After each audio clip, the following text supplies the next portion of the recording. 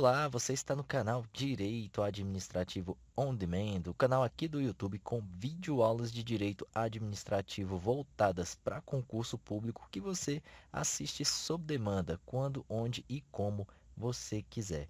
Esta é a aula de número 12 aqui do canal, ela pertence ao módulo sobre os princípios de direito administrativo e o assunto desta aula é o princípio da impessoalidade. Primeiramente, o princípio da impessoalidade, ela estabelece uma imparcialidade na defesa do interesse público. Em outras palavras, esse princípio impede a discriminação ou estabelecimento de privilégios indevidos a particulares por parte do administrador público no exercício da sua função administrativa. A Lei nº 9.784 de 99, que é conhecida como Lei do Processo Administrativo, traz lá no seu artigo 2º, parágrafo único, inciso 3º, um conceito de impessoalidade. Esse dispositivo diz o seguinte: nos processos administrativos será observada a objetividade no atendimento do interesse público, sendo vedada a promoção pessoal de agentes ou autoridades. Esse conceito, embora na lei esteja voltado especificamente para o processo administrativo, ele se aplica a qualquer função administrativa. Portanto, não só o processo administrativo, mas toda a atuação da administração deverá observar essa objetividade no atendimento do interesse público e está proibida de estabelecer qualquer promoção pessoal de seus agentes ou autoridades.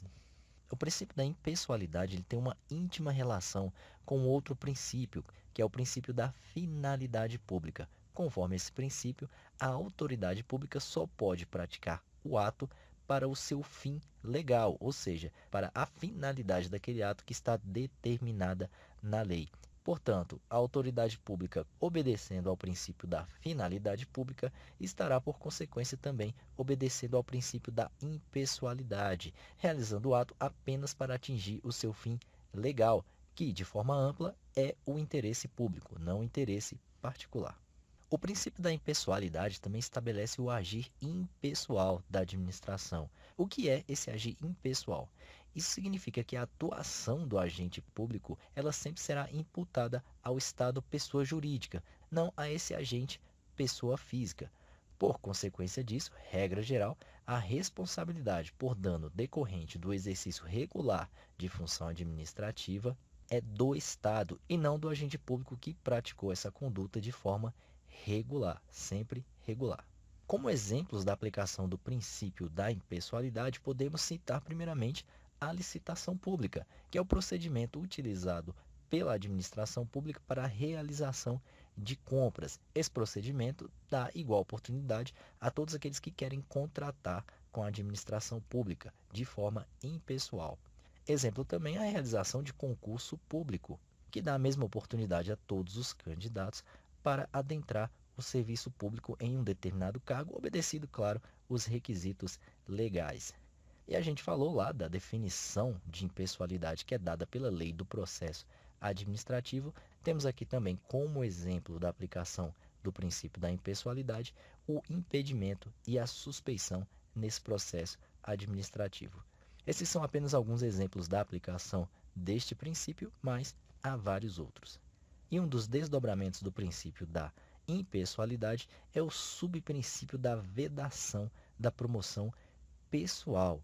Esse subprincípio da vedação da promoção pessoal impede que haja uma associação entre uma realização pública, seja ela uma obra ou um programa de governo, e o agente público responsável pela sua execução. Estamos falando do princípio da impessoalidade, portanto, não pode haver a promoção pessoal por meio dessa associação. E de tudo que vimos até aqui nessa aula, podemos dizer que o princípio da impessoalidade ele tem duplo sentido, ou seja, ele tem dois sentidos. No primeiro deles, relacionado à administração pública, o princípio veda o estabelecimento de qualquer discriminação ou preferência na atuação administrativa. E, no segundo sentido, relacionado ao agente público, é vedada a pessoalidade na realização governamental, conforme nós vimos no slide anterior acerca do subprincípio da vedação da promoção pessoal. E o fundamento constitucional deste segundo sentido do princípio da impessoalidade, bem como do subprincípio da vedação da promoção pessoal, está lá no artigo 37, parágrafo 1º da Constituição. Esse dispositivo diz o seguinte, que a publicidade dos atos, programas, obras, serviços e campanhas dos órgãos públicos, eles têm caráter meramente educativo, informativo ou de orientação social. Por esse motivo, está vedado nesta publicidade que se conste nomes, símbolos ou imagens que caracterizem a promoção pessoal de autoridades ou de servidores públicos. Seria o caso, por exemplo, da inclusão de slogans de partido político nessas campanhas de publicidade. Isso feriria frontalmente o que determina este artigo 37, parágrafo 1º e, claro, o princípio da impessoalidade. Muito bem, concluída essa parte teórica da nossa aula, a gente passa agora à resolução de questões de concurso público. E a primeira questão é da banca Quadrix, caiu para a prova de auxiliar administrativo do CRO de Goiás. A questão pedia o seguinte: dos princípios básicos da administração pública, o que melhor traduz a ideia de que a administração tem que tratar todos os administrados, sem discriminações benéficas ou particulares, é o segue as opções. Letra A, princípio da moralidade. Letra B, princípio da publicidade. Letra C, princípio da eficiência. Letra D, princípio da impessoalidade. E letra E, princípio da legalidade. E aí, qual desses princípios melhor traduz a ideia de que a administração deve tratar seus administrados sem discriminações?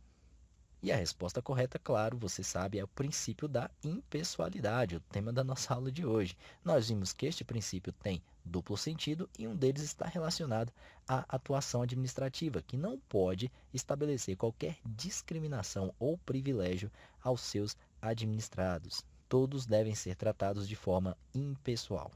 Próxima questão, tirada de uma prova para assistente técnico legislativo da Câmara Municipal do Rio de Janeiro. Prova realizada pela prefeitura deste município.